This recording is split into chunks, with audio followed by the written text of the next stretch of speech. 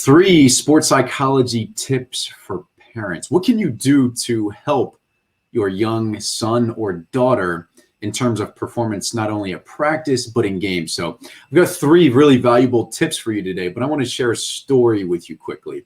So just this past week, I'm talking to a professional hockey player. He's 19 years old, and this is his second year playing professionally.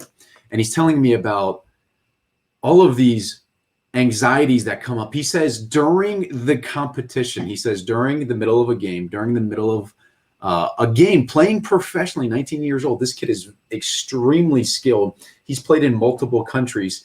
He's talking about how he makes a mistake in a game. The first thing his mind immediately jumps to is what his father would have said to him, is what his father would have said about the situation. And his father was his hard-nosed guy, and he had the best intention, but he was this hard-nosed, tough father that beat the kid up. And he legitimately told the kid that you need to beat yourself up to figure out what you did wrong. Is that the best case to improve?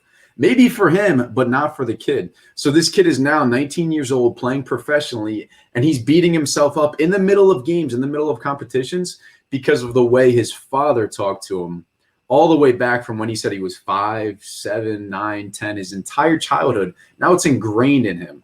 So I want to share with you 3 tips for parents to help their young son or daughter in terms of sports psychology. So let's dive into it. The number one tip is to remove expectation of performance and increase expectation of preparation. So what does this all mean? Removing the expectation of performance is the mere fact of during the competition, while your son, while your daughter is playing, let them play. Let the results be what they will be. You can revisit and you can develop some feedback from whatever happened in the past. Here's a perfect example. Sarah Blakely. Sarah Blakely is the lady that created Spanx. And once a week, while having dinner with her father, she would say, or he would say to her, what is one thing that you failed at this week? And they would talk about what she failed at and what she can learn from it, what feedback she could take so that she could improve in the future. She wasn't being constantly bombarded. Here's what happens in youth sports oftentimes, is that the expectations from parents during games or before the games start are so high that it creates an extra level of anxiety. It creates an extra level of stress for the athlete to perform in the game, when they really shouldn't be focused on what their parents' expectations are. They should be worried about what's going on internally as an athlete. And what do I mean by increasing the expectations of preparation? Is that a parent should be encouraging the young athlete, their son, their daughter, to prepare at a higher level, prepare in ways that a professional will prepare in ways that an exceptional performer would prepare. So raise the expectations for preparation, because if the preparation steps are in place, if the preparation habits are in place, the performance will take care of itself. Don't put unnecessary pressure on the performance. Put the expectations on preparation. So that's tip number 1. Tip number 2 is watch what you say. So 9 times out of 10, parents have the best intentions for what they're saying to their son or to their daughter. But what often happens is that they communicate in a way that works for themselves. Understand that your son or daughter requires a different type of communication. The wording, how you say it, the tone in which you say it in, the images that you're putting in place of your son or daughter's mind, all are huge factors. A really important part of that is the tone that you're saying it in. So even though you may have the best intentions of, hey, so-and-so, you really got to look out for this in this upcoming competition or this upcoming game. But depending on how you say it, depending on the tone in which you say it in, has a dramatic effect on what those words actually mean. So pay attention to what you're saying is tip number 2. And then tip number 3 This is perfect, mom, dad. If you're watching this, thank you. Tip number 3 is distance yourself during the competition. I'll give you a perfect story. So at my college, we had the dugouts. I played baseball. We had the dugouts on either side, right? And we had the grandstands right behind home plate. And there was a walkway. There was a walkway that came extended out from the grandstands. And then there was a pathway. And then the dugout was directly next to it. So the players would walk in this walkway right here. And obviously the grandstands were elevated. And there was this flat platform right here. And even though this was on the ground and the grandstands were elevated, I remember it so vividly. There were specific parents, and I'm not going to mention who they are. I'm not going to throw them under the bus. There were some players' parents that would walk over to this platform right where the walkway was between the dugout for the players, and back behind it was the batting cages. There was this platform, and there was a couple of parents. And I remember one instance specifically. I just struck out. I just had a terrible at bat, and I was walking back, and instead of going right in the dugout, I went behind the dugout to take my batting gloves off, take my helmet off, put my bat down, all that good stuff, try to reset. And I just remember the parent, wasn't even my parents, standing on the platform on the grandstands, trying to give me advice for what just happened in the at-bat.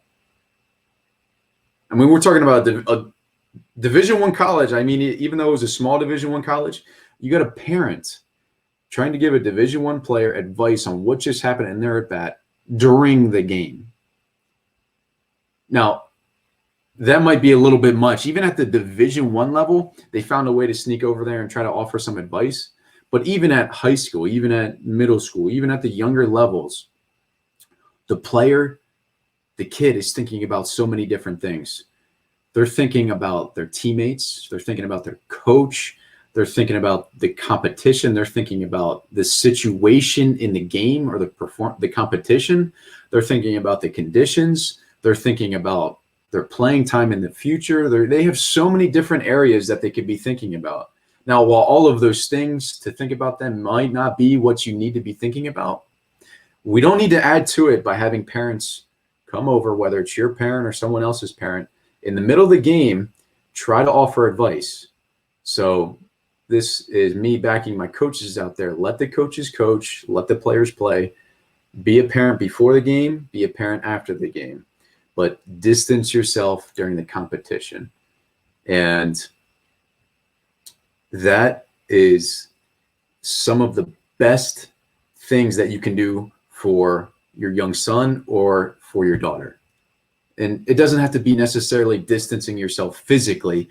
I don't mean don't show up to the game. I don't mean, go 5 fields away. Distance yourself so you're not a factor in how the player, the son or daughter, is going to perform. So yeah, Tyler said, yeah, that's brutal. Tell me about it, man. And it happens everywhere. It happens in all sports. So a quick recap: 3 sports psychology tips for parents. Lower your expectations. Number 1, lower your expectations in performance and increase them for preparation. So have high expectations of the way your son or daughter prepares, and lower your expectations for the performance, because if they're taking care of the preparation, the performance will take care of itself. Number 2, watch what you say. Not only what you're saying, but how you're saying it. How you say it has a much greater impact than the words that you're saying. So not only the words specifically, but the tone and the cadence and the rhythm of how you're saying it. And then number 3, for parents, distance yourself during the competition. Let the preparation, let the coaches, let the players take care of things themselves. And if they are focused on that, then the outcome will be more desirable. You'll have a greater chance of getting the success that you want, rather than having the parent, the coach from the stands, right, micromanage and try to dictate every single little action and thought and movement that the player has. So anyways, I hope everyone is having an excellent Monday. And obviously, appreciate the love. So if you give me a thumbs up or a heart, definitely goes a long way. If you know some parents that need to hear this, or maybe you want to subtly share this to some parents, share it to your feed, and maybe some of your friends will hear this, because I know there's a lot of parents out there that have the best intention. A lot of them have the best intention at heart, but they're doing their players a disservice by trying to micromanage and raise expectations and things like that. Tyler, I love that note about higher preparation expectations. Good stuff. Yeah, absolutely, man. The preparation is going to take care of the performance. So if parents, you raise your expectations for preparation, then you can remove yourself during the competition, and you can actually, you're going to ingrain better habits.